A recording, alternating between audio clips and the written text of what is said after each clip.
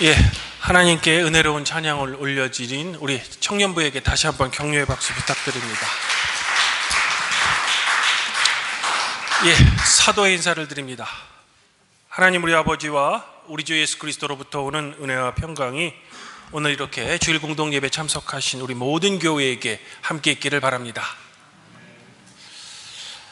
달력을 보니 내일은 24절기 중에 여름이 시작된다는 입하더라고요. 이제 우리도 서서히 좀 여름을 준비해야 할 것 같습니다. 더불어 어린이날이기도 하더라고요.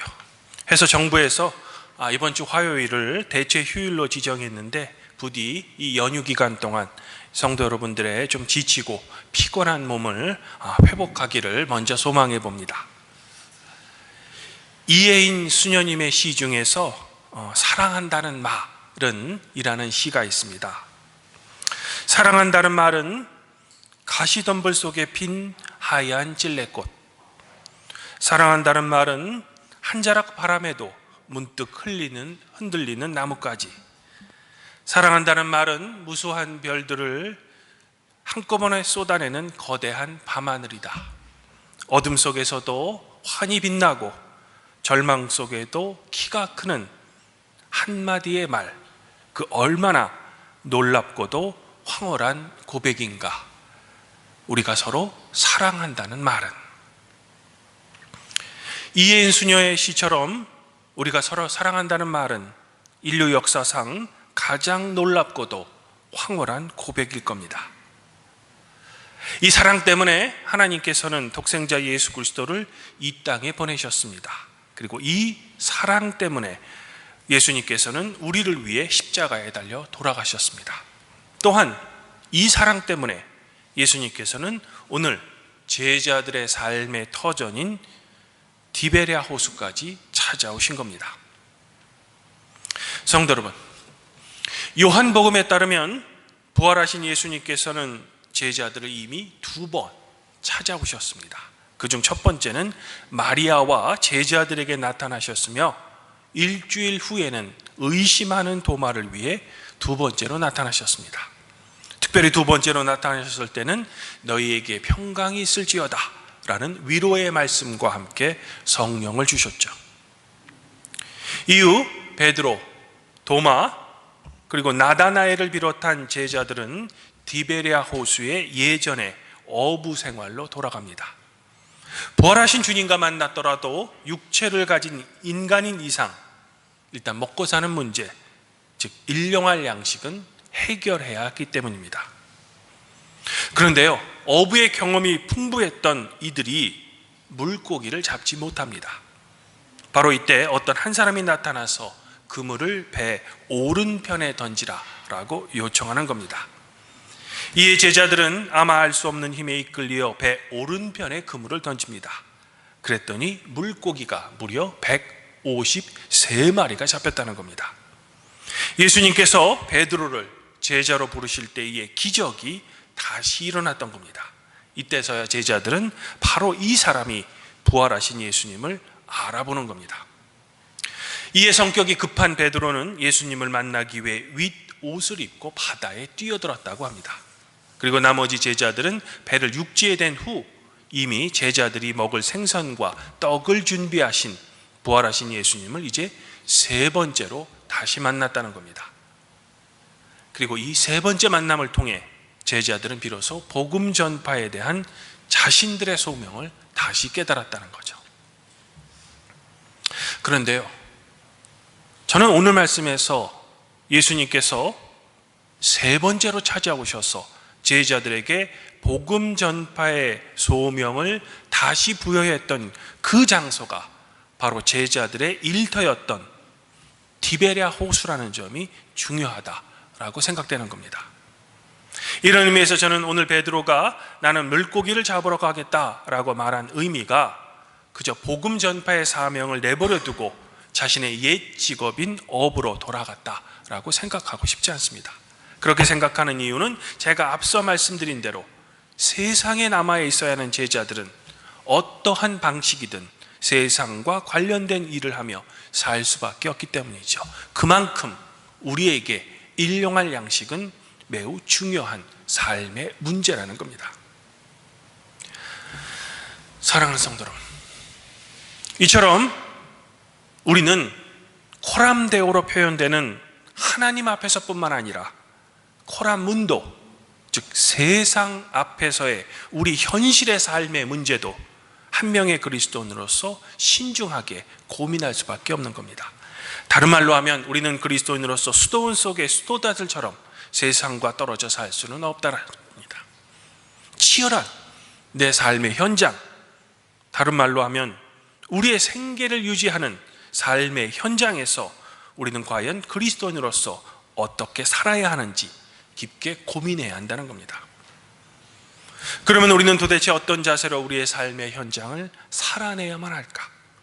또 그 삶의 현장 가운데 오늘 제자들이 물고기 한 마리도 못 잡았던 것처럼 나 혼자서는 해결할 수 없는 거대한 문제를 만나게 되면 우리는 어디서부터 그 해결책을 찾아야 하는 걸까? 부활하신 예수님께서는 과거 제자들의 삶의 터전인 갈릴리 호수에 찾아오셨습니다. 그리고 이들을 선택하시고 당신의 제자로 부르셨습니다. 그런데 이번에도 역시 예수님께서는 부활하신 후에 제자들의 삶의 현장으로 다시 찾아오신 겁니다. 이런 예수님께서는 현대에도 성도 여러분들의 삶에 여전히 찾아오셔서 여러분들을 사랑하는 마음으로 이렇게 물어보고 계시는 겁니다. 너희에게 고기가 있느냐? 즉 너희들에게 오늘 너와 내 가족을 먹일 일용할 양식이 있느냐라고 물어보는 겁니다. 이처럼 예수님께서는 그저 하늘 높이 우리와 동떨어진 채 고상하게 앉으셔서 세상을 통치하지 않으십니다. 바로 여러분의 삶의 터전까지 직접 찾아오셔서 여러분들이 고민하는 그 삶의 문제를 함께 고민하시는 겁니다. 그리고 제자들이 고기잡이에 실패했을 때 그물을 오른편에 던지라 라고 하신 것처럼 여러분들이 고민하는 그 삶의 문제들에 대해 하나님의 말씀을 통해 성도 여러분들에게 제공해 주시는 겁니다. 또한 와서 조반을 먹으라 라는 말씀처럼 당신께서 준비하신 그 말씀의 양식으로 삶에 지친 여러분을 격려하시며 여러분들에게 일용할 양식을 제공해 주시는 겁니다. 마치 이스라엘의 광야 시절 만나와 메추라기로 사랑하는 당신의 백성을 먹이신 것처럼 말입니다.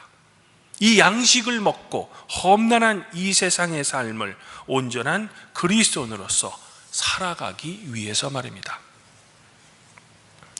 더불어 주님께서는 오늘 말씀 후반부에 베드로에게 나아가 네가 나를 사랑하느냐라고 3번 물으셨습니다.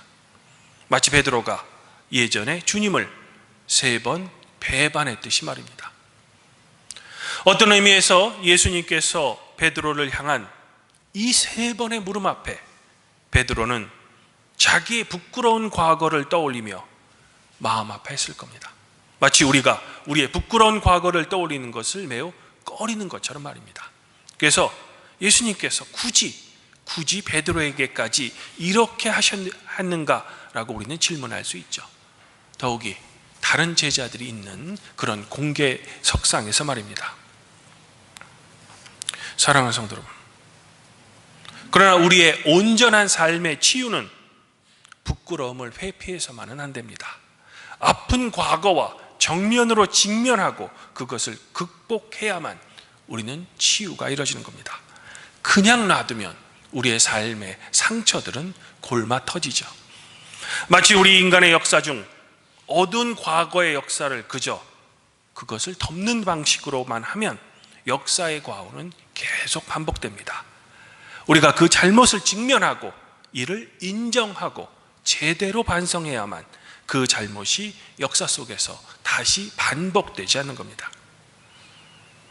이처럼 베드로는 오늘 예수님과의 만남을 통해 과거 자신의 실수가 매우 부끄럽고 아팠지만 이제는 예수님의 용서와 내 양을 먹이라 라는 주님의 따뜻한 격려와 인정으로 그 아픔이 치유됐을 겁니다. 그리고 이 치유를 통해 비로소 복음 전파의 사역에 베드로는 매진할 수 있었을 겁니다. 즉 주님께 용서받고 베드로는 사도로서의 인정을 다시 받았던 겁니다. 이처럼 예수님께서는 성도 여러분들의 삶의 자리에 찾아오십니다. 그리고 여러분들의 숨기고 싶은 아픈 과거를 당신의 사랑으로 치유해 주십니다. 치유가 있어야만 다시 일어날 수 있기 때문입니다. 주님 안에서 한 형제 자매인 팔복교회 성도 여러분, 이제 저의 말씀을 정리합니다. 예수님께서는 물고기를 잡는 제자에게 찾아오셨던 것처럼 결코 여러분들이 살아내야만 하는 여러분의 삶의 현장을 외면치 않으십니다. 오히려 그곳까지 찾아오셔서 당신의 말씀으로 여러분의 필요를 채워주십니다. 그리고 여러분들이 걱정하는 일용할 양식을 공급해 주십니다.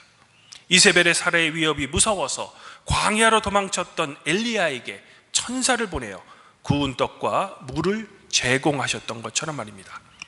그리고 여러분들이 걱정하는 여러분의 삶의 문제도 결국 주님께서는 해결해 주실 겁니다. 치열한 삶에서 경험할 수밖에 없는 여러분의 아픔을 주님께서는 치유하시고 여러분들을 향해 괜찮아 라고 여러분들을 인정해 주시며 격려해 주십니다. 상처받은 베드로의 마음을 치유하셨던 것처럼 말입니다. 하긴 예수님께서는 엠마오로 가는 제자에게도 나타나셨죠. 부활의 소식을 듣고서도 실망하여 귀향하는 제자들의 길벗이 되어 주셨습니다. 그리고 이들의 마음을 하나님의 말씀으로 뜨겁게 하셨습니다. 그리고 주님께서 축사하신 빵과 포도주를 통해 부활의 실체를 보여주시며 이들에게 새로운 소명을 부여하신 겁니다. 마치 우리가 매주일 주님께서 제정하신 성만찬을 함께 나누며 세상을 향한 여러분의 소명을 다시 부여받는 것처럼 말입니다. 이렇듯 사랑의 주님께서는 그저 세상을 향한 여러분의 소명을 여러분에게 일방적으로 강요하시는 게 아니라 여러분에게 힘과 용기를 먼저 주십니다.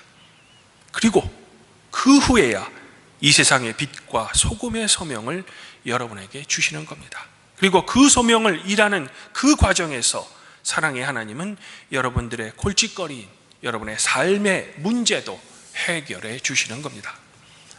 오늘 시인은 이런 사랑의 하나님께 감사하고 찬양할 것을 우리에게 이렇게 요청하고 있는 겁니다. 주의 성도들아, 여호와를 찬송하며 그의 거룩함을 기억하고 그분께 감사하라. 아무쪼록 우리 팔복교회 성도 여러분들은 주님이 주시는 그 일용할 양식에 먼저 감사하시기 바랍니다. 그리고 그분의 용서와 인정과 격려에 힘을 내셔서 주님께서 여러분에게 주신 그 소명을 감당해내시기를 저는 먼저 소망해 봅니다. 더불어 그 가운데 주님의 놀라운 은총이 성도 여러분들과 항상 함께 있기를 저는 주님께 간구하고 싶습니다. 바라기는 서로 사랑하는 삶을 진정으로 살아내시는 우리 팔복교회 성도 여러분들에게 성삼위 하나님의 크나큰 격려와 따뜻한 은총이 항상 충만하시기를 성부와 성령과 함께 여러분을 인도하시고 격려하시는 성자 우리 주 예수 그리스도 이름으로 간절히 축원드립니다. 그리하면 모든 지각에 뛰어나신 하나님의 평강이 그리스도 예수 안에서 성도 여러분들의 마음과 생각을 지켜주실 것입니다.